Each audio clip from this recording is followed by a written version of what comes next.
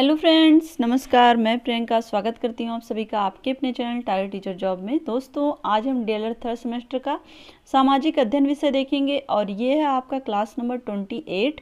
तो दोस्तों, इस क्लास में हम लोग देखेंगे आज अध्याय नंबर 11, जिसका नाम है हमारा भारत, जिसके अंतर्गत हम लोग देखेंगे इसका स्थिति और आकार यानी कि विस्तार, और उत्तर का पर्वतीय भाग, विशाल मैदान, पठार, पश्चिमी घाट और द्वीप समूह, इन सब के विषय में हम लोग आज जानेंगे।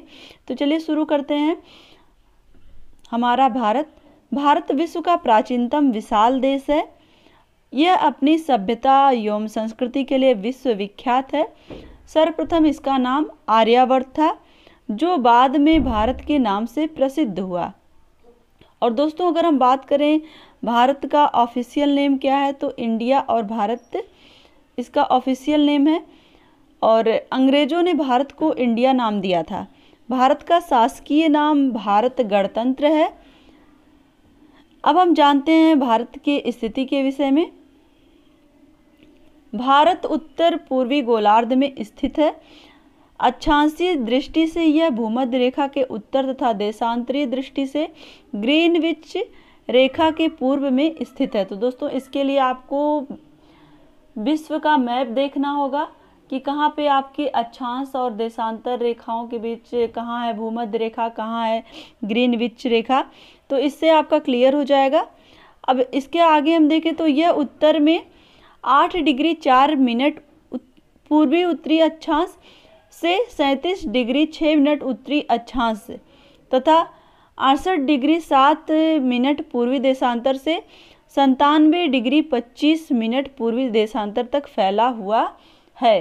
तो दोस्तों, यहाँ पर आपको ये समझना होगा कि अक्षांश रेखाएं और देशांतर रेखाएं, यहाँ पर आपको ये क्यों बार बार ये कहा जा रहा है कि ये पूर्वी उत्तरी अक्षांश और यहाँ पे भी उत्तरी अक्षांश। तो ये जब आप देखेंगे मैप में तब आपको समझ में आएगा कि क्यों बार बार उत्तरी अक्षांश, पूर्वी देशांतर आ रहा है। क्योंकि ये जब आप देखेंगे मैप में तो आपको क्लियर हो जाएगा कि कहाँ पे आपका उत्तरी अक्षांश है, कहाँ पे दक्षिणी अक्षांश कहाँ से माना जाता है, पूर्वी देशांतर कहाँ से माना जाता है। क्लियर। आगे हम चलते हैं। यहाँ पे एक बार हम लोग देख भी लेते हैं। यहाँ देखिए, ये आपका देखेंगे इसमें देशांतर और अक्षांश। तो ये जो आपकी इस तरह की रेखाएं होती हैं, ये क्या होती हैं? ये देशांतर रेखाएं होती हैं। और आपकी ये जो इस तरह की रेखाएं होती हैं, ये अक्षांश रेखाएं होती हैं। क्लियर। तो इस तरह से आप जब देखेंगे अक्षांश और देशांतर तो ये आपको क्लियर हो जाएगा। इसमें पहली लाइन में ही क्लियर हुआ है। यहाँ देखेंगे आपका ये आपका है ना, अक्षांशीय दृष्टिकोण जो होता है, अक्षांशीय दृष्टि से जो देखा जाता है वो भूमध्य रेखा। ये है आपका भूमध्य रेखा जो ग्लोब के बीचों बीच में होती है। यहाँ पे ये होती है भूमध्य रेखा। ये अक्षांशीय रेखा को प्रदर्शित करती है। और जो ग्रीनविच रेखा होती है वो देशांतर रेखा को प्रदर्शित करती है। क्लियर। इस तरह से जो रेखाएं होती हैं इसमें अब आप देखेंगे जब मैप में तो आपको क्लियर हो जाएगा। आगे हम चलते हैं इसके। यहाँ पे देखिए कर्क रेखा 23 डिग्री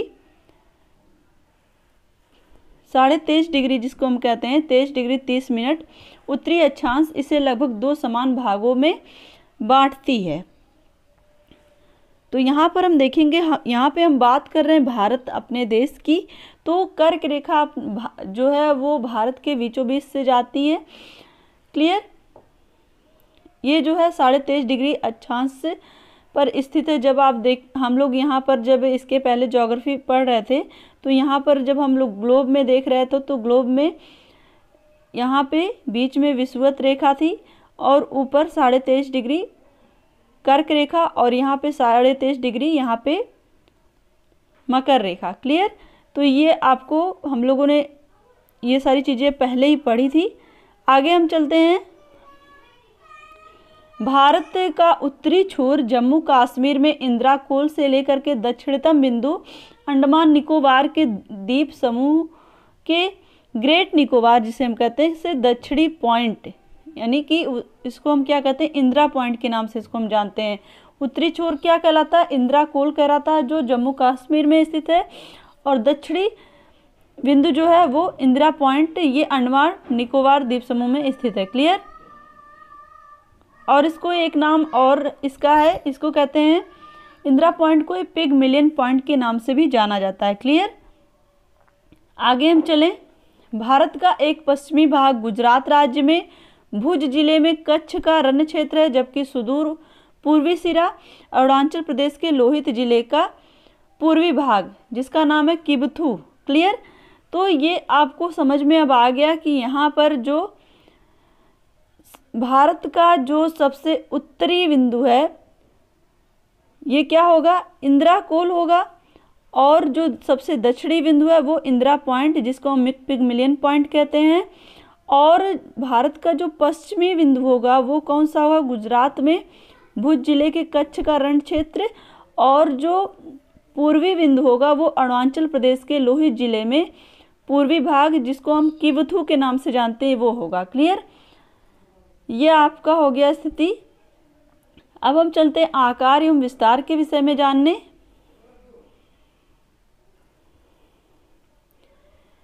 भारत का क्षेत्रफल यहाँ पर हम देखेंगे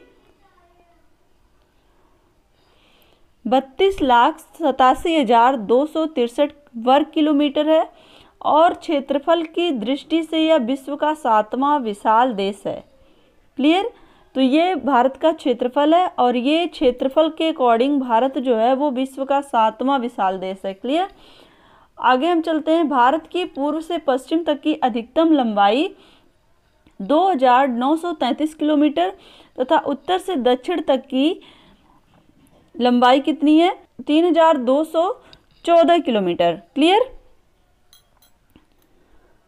अब हम देखते हैं इसकी स्थलीय सीमा 15,200 किलोमीटर तथा समुद्री सीमा 6100 किलोमीटर है। यहाँ पर देखिए बंगाल की खाड़ी में स्थित अंडमान निकोबार द्वीप समूह तथा अरब सागर में स्थित लक्षद्वीप समूह भारत के अंग हैं। दोनों द्वीप समूहों को सम्मिलित करते हुए भारतीय समुद्री सीमा की लंबाई हो जाती है 7,516.6 किलोमीटर। क्लियर। तो यहाँ पर दोस्तों आपको ये देखना है कि यहाँ पर समुद्री सीमा की लंबाई 6100 किलोमीटर है, लेकिन अगर हम लक्षद्वीप और अरब सागर में जो भी द्वीप समूह स्थित हैं, यानी कि यहाँ पर हम देखेंगे बंगाल की खाड़ी में स्थित अंडमान निकोबार द्वीप समूह और अरब सागर में स्थित लक्षद्वीप समूह जो कि भारत का ही अंग है, दोनों द्वीप समूहों को मिला देने पर इसकी समुद्री सीमा बढ़ जाती है। जो 6100 यहाँ पर हम देखें 6100 किलोमीटर वो 7,516.6 किलोमीटर हो जाती है। क्लियर। आगे हम चलते हैं। अब हम जानते हैं भारत के प्राकृतिक भाग। यहाँ पर देखिए पहला उत्तर पर्वतीय भाग, यहाँ पे दूसरा भारत उत्तर का विशाल मैदान, और नंबर तीसरा दक्षिण का पठार, और नंबर 4 है यहाँ पे तटीय मैदान व द्वीप समूह। तो दोस्तों भारत के प्राकृतिक भाग के अंतर्गत हम इन सब के विषय में अध्ययन करेंगे। सबसे पहले हम देखते हैं उत्तर पर्वतीय भाग, यानी कि उत्तर का पर्वतीय भाग।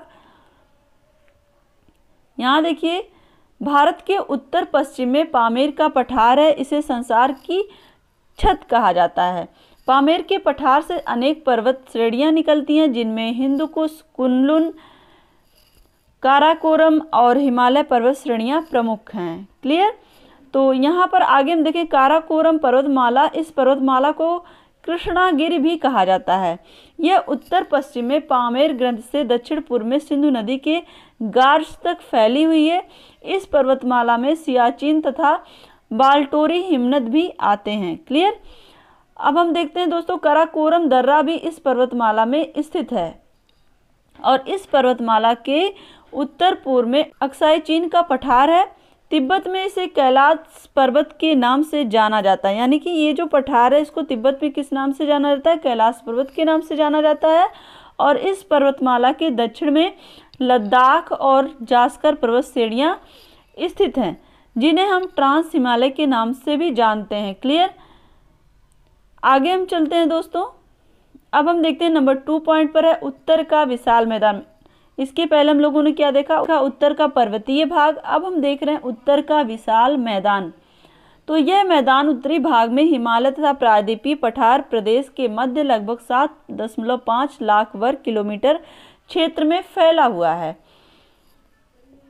ये हम विशाल मैदान की बात कर रहे हैं। तो यह मैदान हिमालय पर्वत से बहने वाली नदियों द्वारा अपने साथ बहाकर लाए गए जलोढ़ अवसादों तथा निर्मित है ये, अतः इसे जलोढ़ मैदान भी कहते हैं। यानी कि जो उत्तर का विशाल मैदान है, इसको हम किस नाम से जानते हैं, जलोढ़ मैदान के नाम से भी जानते हैं। और आगे हम देखें तो ऊंची भूमि पर फैले जलोढ़ और बांगर, जो भी ऊंची भूमि पर जलोढ़ फैले हुए हैं, यानी कि जो नदियों के द्वारा लाई गई जो मिट्टी है उसको क्या कहते हैं, बांगर कहते हैं। और उत्तर प्रदेश में नदियों के साथ साथ फैले जलोढ़ मैदान को खादर भी कहते हैं। क्लियर। तो जो ऊंची भूमि पर जो जलोढ़ फैले हुए हैं उसको हम बांगर कहते हैं, और जो नदियों के द्वारा जो लाए गए जलोढ़ मैदानी भाग जो हैं वो खादर के नाम से जाने जाते हैं। क्लियर। इस मैदान को 3 भागों में बांटा गया है। तो चलिए देखते हैं कौन कौन सा। सिंधु नदी का मैदान, यह मैदान सिंधु, सतलज, ब्यास, रावी, चिनाव, झेलम नदियों द्वारा लाए गए जलोढ़ अवसादों के निक्षेपण से ये बना है। यानी कि सिंधु नदी के साथ साथ सतलज, ब्यास, रावी, चिनाव और झेलम द्वारा जो भी जलोढ़ या अवसाद बनाए गए हैं वो क्या है, वो जलोढ़ मैदान के नाम से जाने जाते हैं। क्लियर। यहाँ पर सिंपल सी लैंग्वेज हमें ये समझना है कि जो भी नदियों के द्वारा लाए गए अवसाद होते हैं वो जलोढ़ के नाम से जाने जाते हैं। तो यहाँ पर सिंधु नदी का मैदान इसे क्यों कहा गया, क्योंकि ये सिंधु नदी के जलोढ़ से निर्मित है। आगे हम चलते हैं गंगा का मैदान। गंगा नदी अपने सहायक नदियों के साथ उत्तर प्रदेश, मध्य प्रदेश, राजस्थान, हरियाणा, बिहार एवं पश्चिम बंगाल में जल प्रवाहित करती है। सिंधु एवं गंगा के मध्य अंबाला नगर स्थित है। क्लियर। अब हम चलते हैं नंबर 3 पर है ब्रह्मपुत्र का मैदान। बांग्लादेश के उत्तरी भाग में यह यमुना, मध्य भाग में पद्मा और दक्षिण में यह गंगा से मिल जाती है। तो यह मेघना कहलाती है। क्लियर। यहाँ पे देखिए दोस्तों, बांग्लादेश में ये जो ब्रह्मपुत्र नदी है वो यमुना और उसके मध्य भाग में पद्मा के नाम से और दक्षिण में गंगा के नाम से ये मिल जाती है, और ये आगे चलकर मेघना के नाम से जानी जाती है। क्लियर। अब दोस्तों ये हो गया आपका उत्तर का मैदान। अब हम देखेंगे नंबर 3 पर आपके भारत के प्राकृतिक प्रदेशों में हम देखेंगे नंबर 3 पर है दक्षिण का पठार तथा पूर्वी और पश्चिमी घाट। तो यहाँ पर हम देखेंगे विंध्याचल पर्वत श्रेणी तथा नर्मदा नदी की घाटी से लेकर के प्रायद्वीप के दक्षिणी छोर तक का त्रिभुजाकार भाग दक्षिण के पठार के अंतर्गत आता है। और तमिलनाडु में यह नीलगिरी तथा केरल और तमिलनाडु की सीमा पर अन्नामलाई तथा महाराष्ट्र और कर्नाटक की सीमा पर इसे सह्याद्री कहते हैं। तो दोस्तों ये जो आपके यहाँ पर हम पढ़ रहे हैं दक्षिण का पठार, ये पठार अलग अलग नाम से जाने जाते हैं। जैसे तमिलनाडु में इसे नीलगिरी तथा केरल और तमिलनाडु की सीमा पर सीमा जो बनाते हैं उन्हें अन्नामलाई, और महाराष्ट्र और कर्नाटक की सीमा पर इसे सह्याद्री के नाम से जानते हैं। क्लियर। तमिलनाडु में नीलगिरी पर्वतमाला में स्थित उद्गम मंडलम ऊटी प्रसिद्ध पर्वतीय नगर है। क्लियर। तो ऊटी कहाँ पड़ता है, तमिलनाडु में। क्लियर। अब हम चलते हैं दोस्तों, यहाँ पर नंबर 4 पर है आपका तटीय मैदान व द्वीप समूह। प्रायद्वीपीय भारत के किनारे किनारे पश्चिम में कच्छ के रण से लेकर के पूर्व में सुंदरबन के डेल्टा तक सकरा तटीय मैदान है। इसका निर्माण नदियों द्वारा लाए गए जलोढ़ अवसादों से हुआ है। तो दोस्तों यहाँ पर हमें ये देखना है तटीय मैदान और द्वीप समूह। तो जो भी यहाँ पर हम देखेंगे पश्चिम में कच्छ के रण से, यानी कि जहाँ से हमारे देश के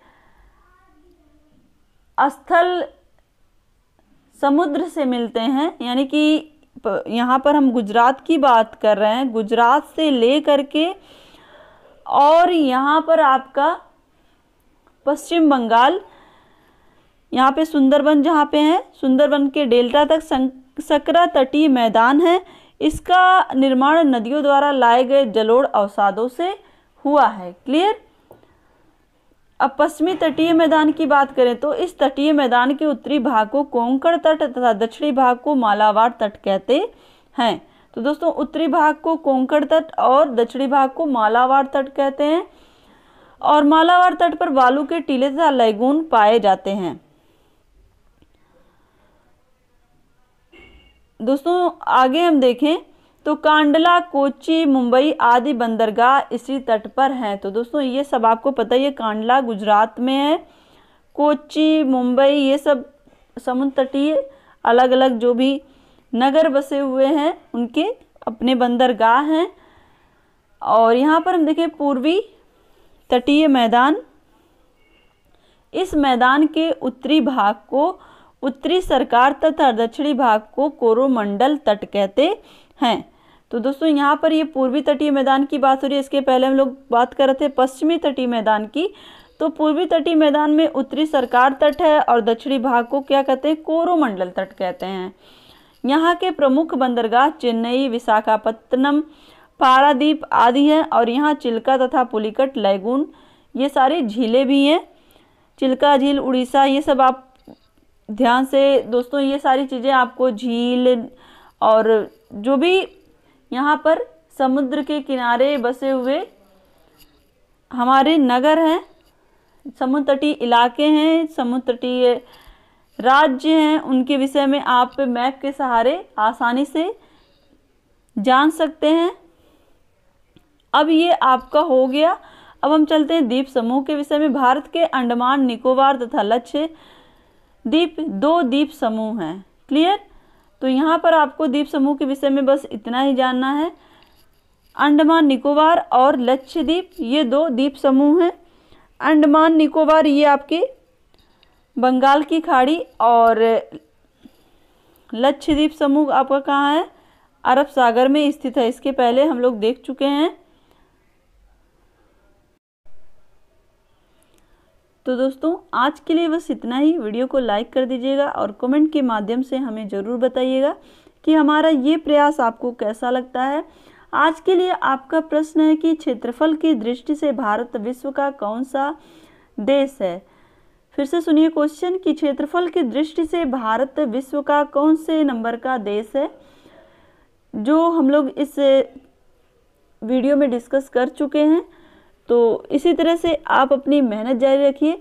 अगर आप चैनल पर नए हैं तो प्लीज़ चैनल को सब्सक्राइब करके बेल आइकन बटन को ज़रूर प्रेस कर लीजिएगा, जिससे हमारे सभी वीडियोज़ की नोटिफिकेशन आपको मिल सके। दोस्तों आपके लिए वीडियोज़ के लिंक डिस्क्रिप्शन में है और चैनल पर आपके लिए सारे वीडियोज़ की प्लेलिस्ट भी मिल जाएगी। आप जिस भी सब्जेक्ट की प्लेलिस्ट देखना चाहेंगे, जो भी इस चैनल के माध्यम से पढ़ाया गया सबकी प्लेलिस्ट आपको मिलेगी। और साथ ही टेलीग्राम चैनल पर target teacher job Telegram channel पर आपको सारे वीडियोज़ की लिंक के साथ साथ PDF भी अवेलेबल है। तो आपको जहां भी सुविधा हो वहां से अपने स्टडी करिए। अपना ध्यान रखिए, अपनों का ध्यान रखिए, अपने आसपास सफाई रखिए। और हमसे जुड़ने के लिए थैंक यू सो मच। जय हिंद।